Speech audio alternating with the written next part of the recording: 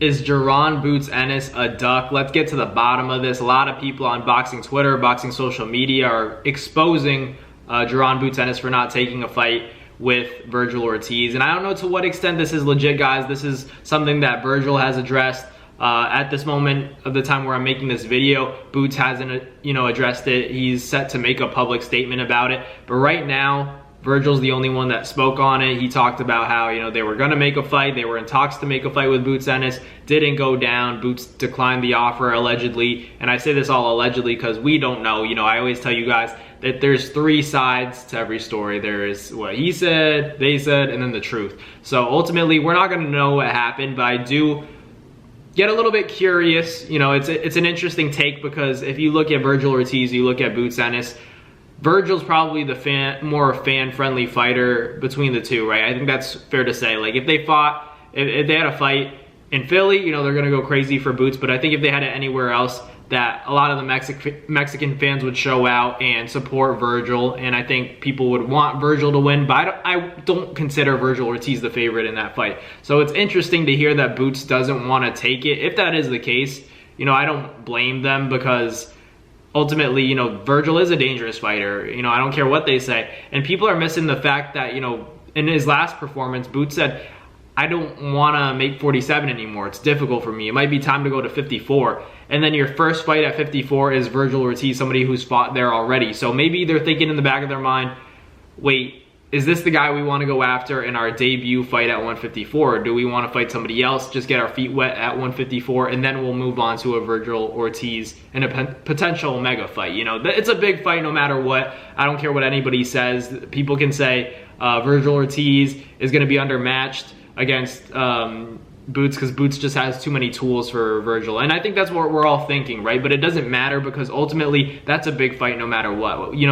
If Boots goes in there and fights somebody else that's a no-name, people are going to have something to say. And then with Vergil, they're saying that Vergil's not good enough to fight Boots. And so would you rather see Boots fighting a no-name or would you rather see him fight Vergil? I want to see him fight Vergil, right? But it's interesting just because I feel like Boots would be the favorite in that fight. I think a lot of people who watch boxing would pick Boots Ennis over Vergil Ortiz, yet Boots is the one declining the fight to fight Vergil. So that's a little bit weird. It makes you think, do they see something in Vergil that could be a problem for them?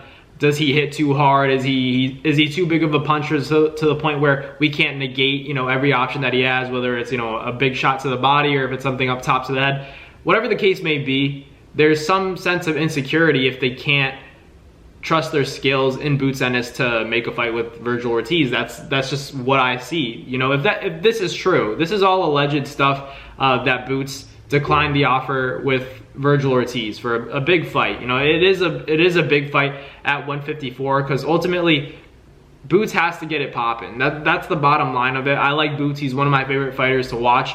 Do I think he's an overrated fighter? I think it's yet to see because ultimately we haven't seen him really tested against somebody who, I can honestly say, like, Boots beat this guy so he could fight Terrence Crawford, this and that. Vergil's a good step in the right direction because Vergil's been wanting a big fight. He's been wanting Earl Spence. He's been wanting Terrence Crawford. And he's been getting these fights to the point where it's like, all right, he's beating a lot of good guys, but let's see Vergil against, someone like Boots.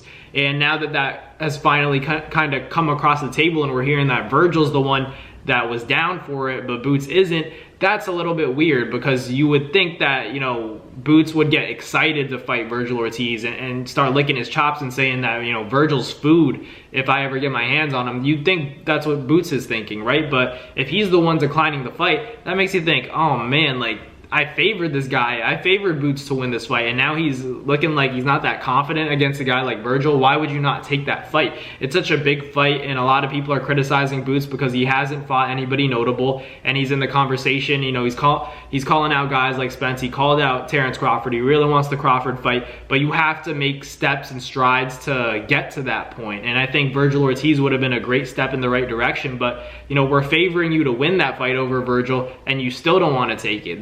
That's where there's a problem. But let me know in the comments what you guys think. Is Boots Ennis ducking Vergil Ortiz? Let me know down below. But thank you guys for watching. Like, comment, and subscribe. And I'll catch you guys on the next Nabs Boxing video. Peace.